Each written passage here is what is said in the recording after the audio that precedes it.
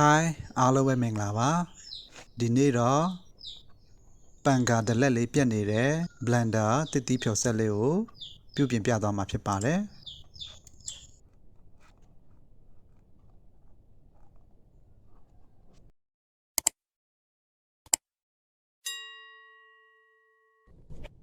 Hi အားလုံးပဲမင်္ဂလာပါ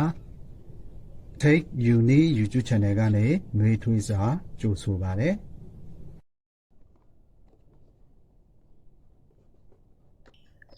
ဒီမှာ blender တစ်တီးဖြော်ဆက်အပြက်လေးတစ်လုံးရောက်လာပါတယ်ပါဝါတော့လာပါတယ်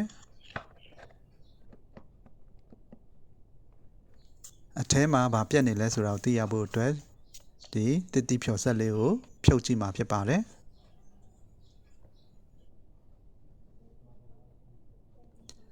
ပါဝါတော့လာတာဖြစ်ပါတယ်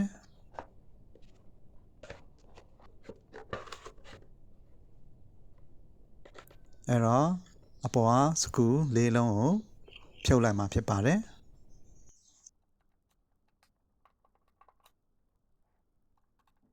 ထဲမှာဘာဖြစ်နေလဲဆိုတော့သိရဖို့အပေါ်ကစကူလေးလုံးကိုဖြုတ်လိုက်မှာဖြစ်ပါတယ်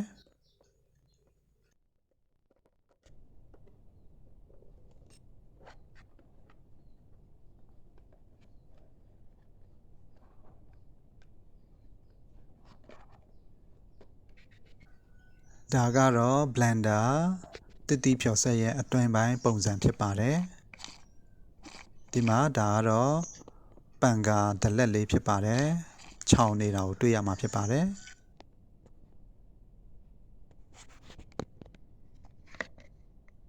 ဒီဘက်မှာလည်းပန်ကာကပြုတ်ပြီးတော့ blender ရဲ့အထိုင်ကိုပုတ်စားထားတာကိုတွေ့ရပါတယ်တစိတ်ကတော့နာဂီတာတစိတ်ဖြစ်ပါတယ်ဝုတ်ကတော့220ဗို့350ဝတ်ဖြစ်ပါတယ်ဒါကိုကျွန်တော်တို့ကော်ကန်းလေးအသုံးပြုပြီးတော့ပြန်ပြီးတော့တက်ဆင်ပေးမှာဖြစ်ပါတယ်ဒီပန်ကာဒလက်လေးကိုမြဲနေအောင်ကော်ကန်းလေးအသုံးပြုပြီးတော့ကပ်ပေးမှာဖြစ်ပါတယ်ကော်ကန်းကိုအပူပေးပြီးတော့ဒီလိုလေးကပ်ပေးရမှာဖြစ်ပါတယ်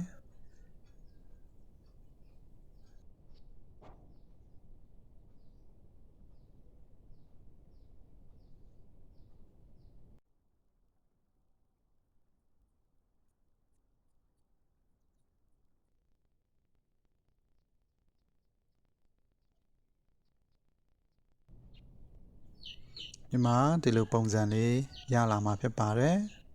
ဒါဆိုရင်ပန်ကာက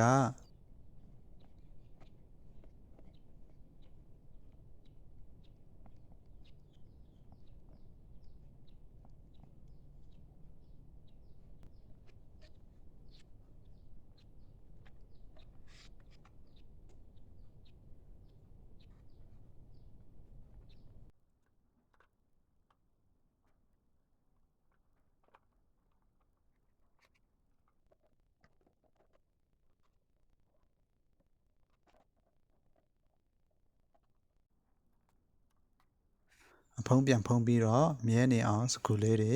ပြန်ပြီးတော့ချက်ပေးမှာဖြစ်ပါတယ်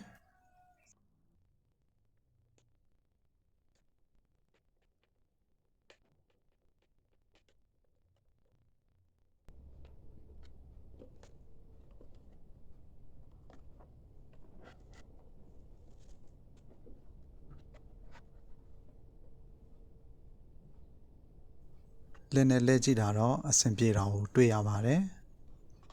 ဒါဆိုရင်မီးကြိုးလေးထိုးပြီးတော့စမ်းပြီးတော့လဲကြည့်မှာဖြစ်ပါတယ်ပလက်ပေါက်မှာမီးကြိုးလေးထိုးလိုက်ပါပြီမီးခလုတ်လေးဖွင့်လိုက်ပါတယ်ပြီးရင် blender ရဲ့ခလုတ်လေးကိုဖွင့်ကြည့်မှာဖြစ်ပါတယ်blender တစ်တီးဖြော်ဆက်ကကောင်းမွန်စွာလဲတာကိုတွေ့ရပါတယ်ဒါဆိုရင်အဆင်ပြေသွားပြီဖြစ်ပါတယ်ဒီပလပ်လေးကိုပြန်ဖြုတ်လိုက်ပါတယ်အားလုံးအဆင်ပြေသွားပြီဖြစ်ပါတယ်